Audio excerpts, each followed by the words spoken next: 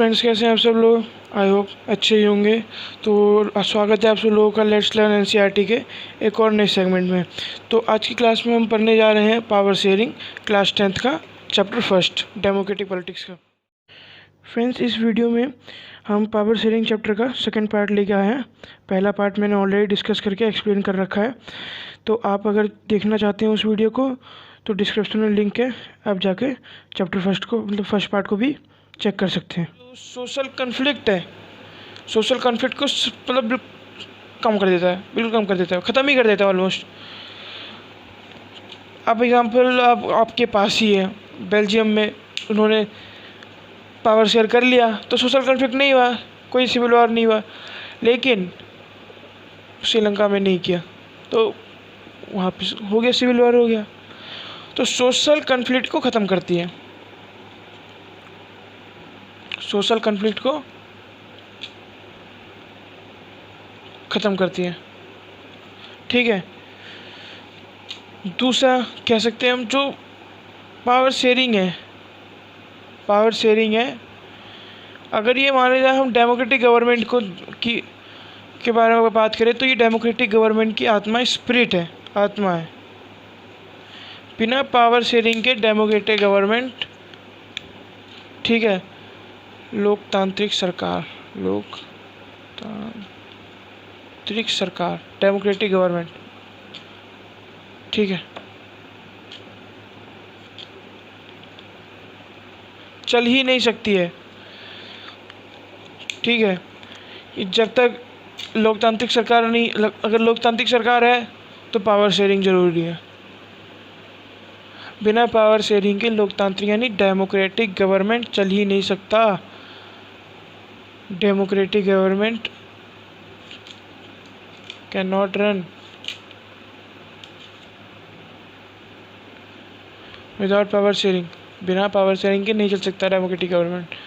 तो एक इसीलिए इसको स्पिरिट यानी आत्मा कहा गया है डेमोक्रेटिक गवर्नमेंट का, पावर शेयरिंग को, ठीक है।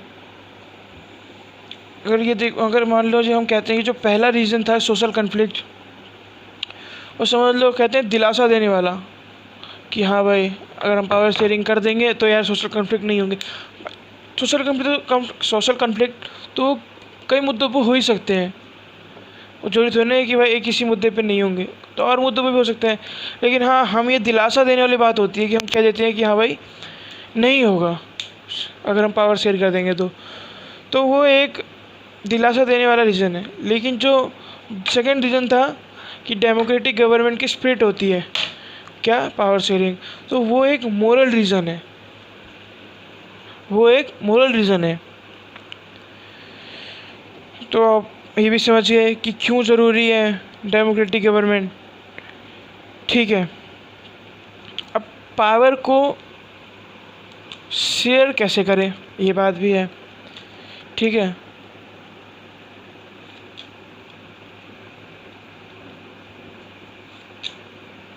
हाउ टू शेयर पावर, हमने ये तो बोल तो दिया कि पावर शेयरिंग होगी, लेकिन कैसे होगी। तो इसके लिए अगर हम देखें, सबसे पहली बात हमें पढ़ना पड़ेगा कि इसका सबसे पहला तरीका है पावर शेयर करने का कि जो गवर्नमेंट है उसकी डिफरेंट ऑर्गन्स, गवर्नमेंट की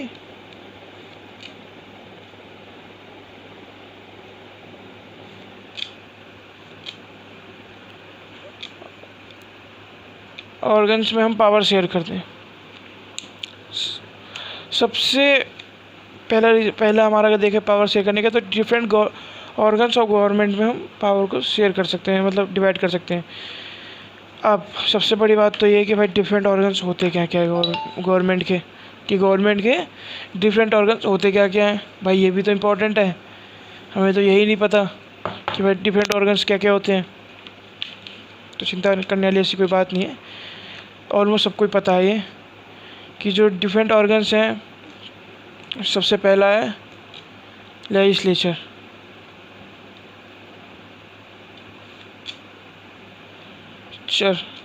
लेजिस्लेचर वो जो कानून बनाता है, ठीक है। अगर हम हिंदी में इसका मतलब देखें तो इसको कहते हैं विधानसभा।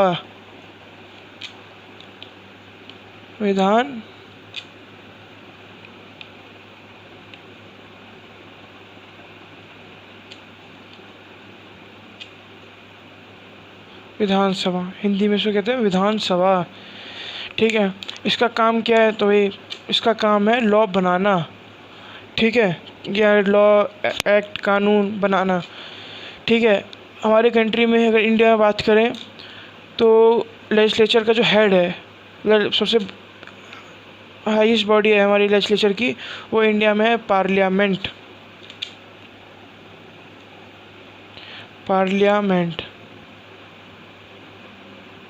हमारी लेजिस्लेचर की सबसे हाईएस्ट बॉडी है। ठीक है। दूसरा हमारे पास आता है गवर्नमेंट का बॉडी का एग्जीक्यूटिव, जिसको हम हिंदी में कहते हैं कार्यपालक। क्या कहते हैं?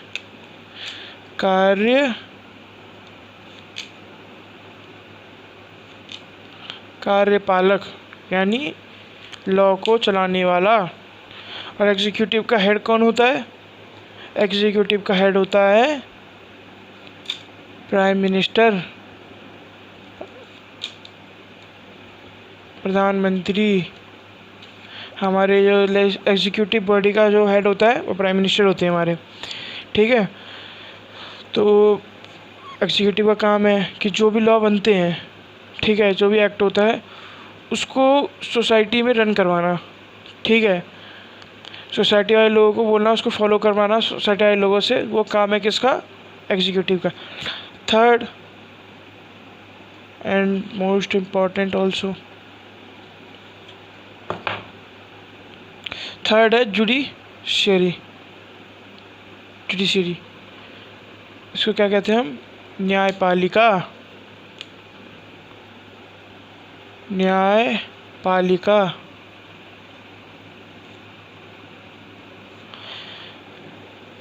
इसका काम तो सबको ऑलमोस्ट सबको पता ही होगा। इसका काम है कि एग्जीक्यूटिव का, लेजिस्लेचर का काम है लॉ बनाना। लेजिस्लेचर का काम है लॉ बनाना, एग्जीक्यूटिव का काम है उस लॉ को फॉलो करवाना। तीसरा, कोई अगर उस लॉ को फॉलो नहीं करता है, ब्रेक करता है रूल, ठीक है, तो फिर काम आता है जुडिशरी उसको पनिशमेंट देने के। ठीक है। अगर कोई भी लॉ फॉलो नहीं करता है तो उसको पनिशमेंट देने का जो हक है वो है हमारे जुडिशरी के पास। अब जुडिशरी का हेड कौन होता है? तो वो है सुप्रीम कोर्ट।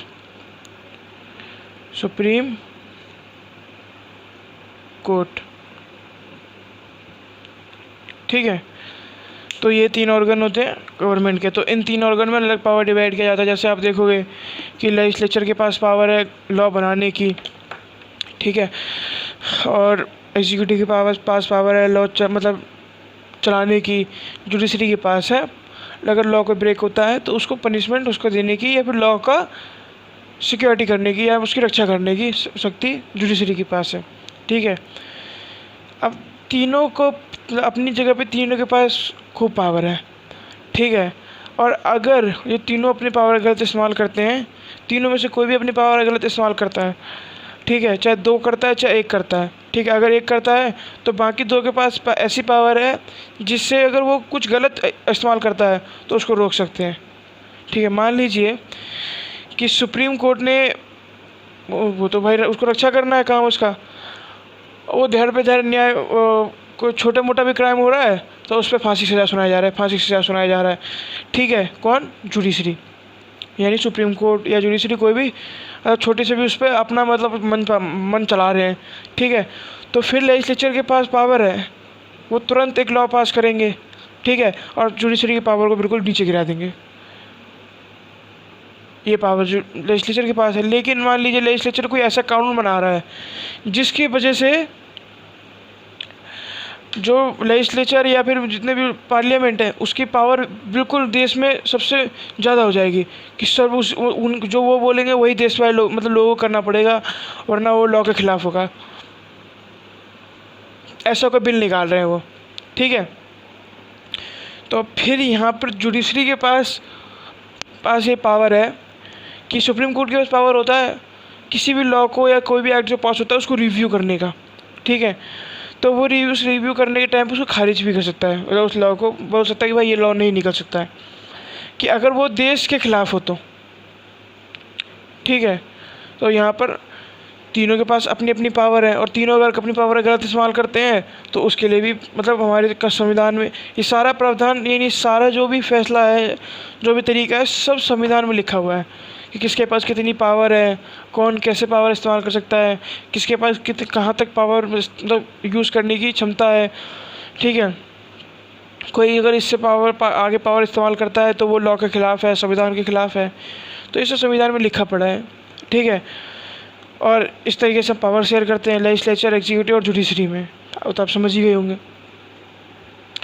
इसको हम कहते हैं, एक और कहते हैं हॉरिजॉन्टल पावर शेयरिंग। क्या कहते हैं?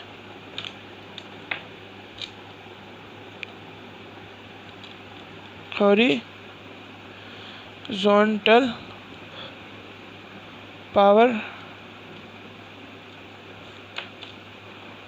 शेयरिंग।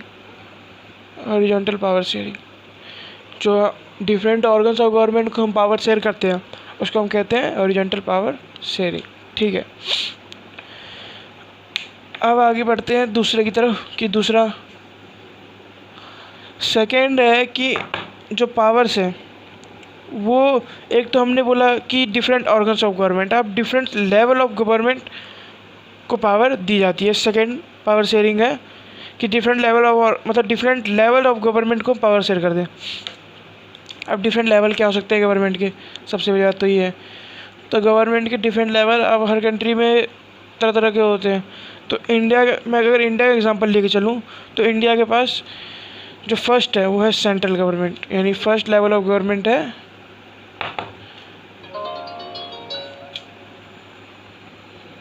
Central government. सेकंड है स्टेट गवर्नमेंट। थर्ड है म्यूनसिपैलिटी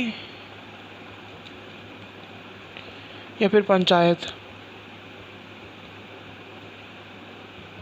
ठीक है। नगर निगम जैसे कहते हैं, तो स्टेट तो सिटी में अगर शहर में आ जाए तो नगर निगम हो जाता है, और अगर हम गांव में चले जाएं तो पंचायत हो जाती है, ठीक है। अब आप ये देखो कि जो तीनों हैं, तीनों के पास अपनी अपनी जगह पर, तीनों के पास अपने प्लेस पे खूब पावर है। मान लीजिए सेंट्रल गवर्नमेंट है, उसके पास ये पावर है कि वो कोई भी कानून पास कर सकता है, ठीक है। उससे पूरे सेंट्रल लेवल पर सबको माननी पड़ेगी। हाँ, कोई गवर्नमेंट मान लो जो, फिर इसके बाद ये नहीं है कि वो कुछ भी कानून निकाल दे, तो फिर तो वही है, पीछे से बताया मैंने, जुडिशरी रिव्यू कर सकती है।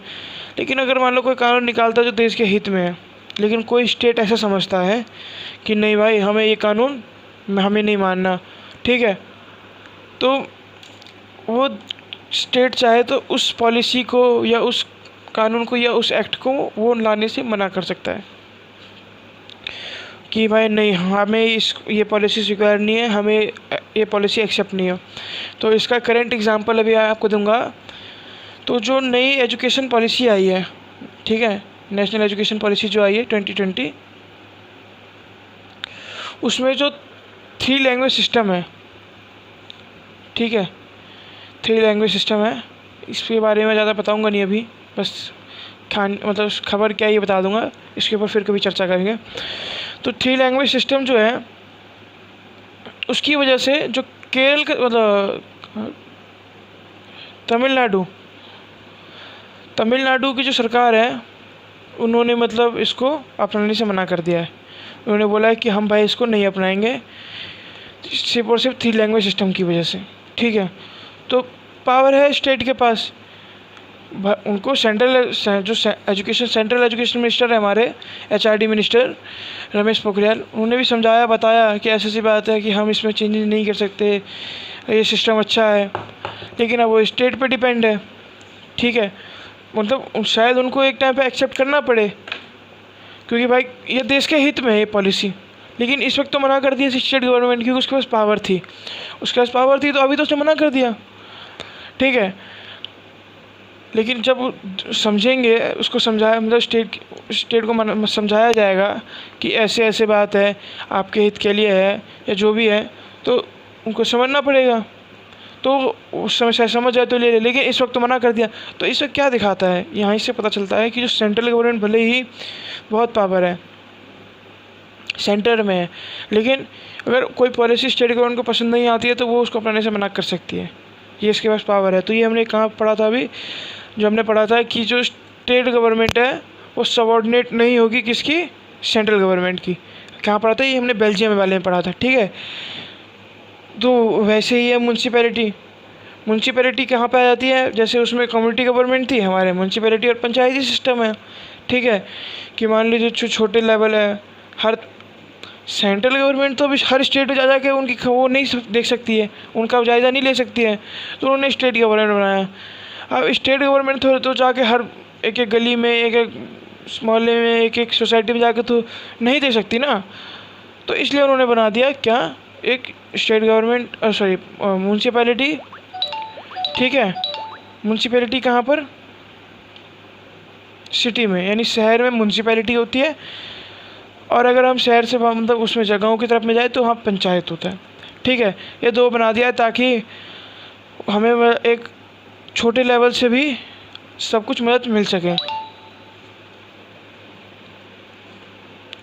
अब दो तीन और भी हैं, जैसे मान लो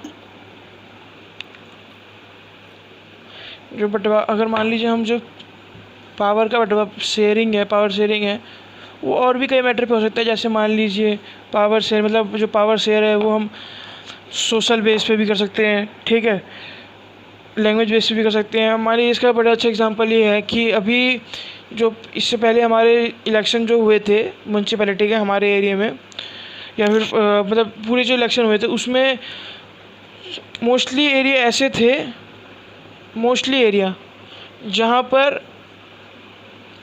समझ वो था, मतलब ये था कि जो मतलब मोस्टली इलाकों में, मोस्टली जगह नगर निगम में जो सीट्स थी वो आरक्षित कर दी गई थी, किसके लिए, महिलाओं के लिए। कि जितने भी मतलब अगर कोई भी इस वार्ड से, ठीक है, यही महिला, मतलब महिला ही मतलब खड़ी होगी, कोई पुरुष नहीं खड़ा होगा, तो सीट आरक्षित कर दी। ऐसे ही हमारे सेंट्रल में भी है कि कुछ सीट आरक्षित कर रखी है सुनिश्चित जनजाति के लिए, ठीक है, और कुछ SC/ST वालों के लिए भी रिजर्व कर रखी है। तो समूह पे, लैंग्वेज बेस पे भी हम डिवाइड कर सकते हैं पावर को, ठीक है। और भी पावर शेयर कर सकते हैं हम, मतलब हाँ लैंग्वेज बोल दिया, ठीक है। सामुदायिक बेस पे भी हम मतलब अपने पावर को शेयर कर सकते हैं। तो काफ़ी मैटर है जिसमें हम पावर शेयर कर सकते हैं, ठीक है। तो और पावर जितना शेयर करेंगे उतना ज़्यादा ताकत, पावर बढ़ती ही है, ठीक है। तो पावर शेयरिंग जो चैप्टर है ये बहुत इम्पोर्टेंट चैप्टर है अगर देखा जाए पॉलिटिक्स के उससे अगर हम लेते हैं, क्योंकि जब तक हम पावर शेयर नहीं करेंगे तब तक आगे हम पढ़ नहीं सकते हैं। इसलिए ये चैप्टर के सीखना बहुत ज़रूरी है, इम्पोर्टेंट चैप्टर है, ठीक है। तो हमारा तो चैप्टर यहीं पे ख़त्म होता है, ठीक है। तो आज का वीडियो हम यहीं ख़त्म करते हैं, ठीक है। वीडियो पसंद आई तो लाइक ज़रूर करना, ठीक है, और चैनल को सब्सक्राइब ज़रूर करना और बेल आइकन को ज़रूर प्रेस करना ताकि सबसे पहले वीडियो आपके पास आए। लास्ट तक वीडियो देखने के लिए थैंक यू।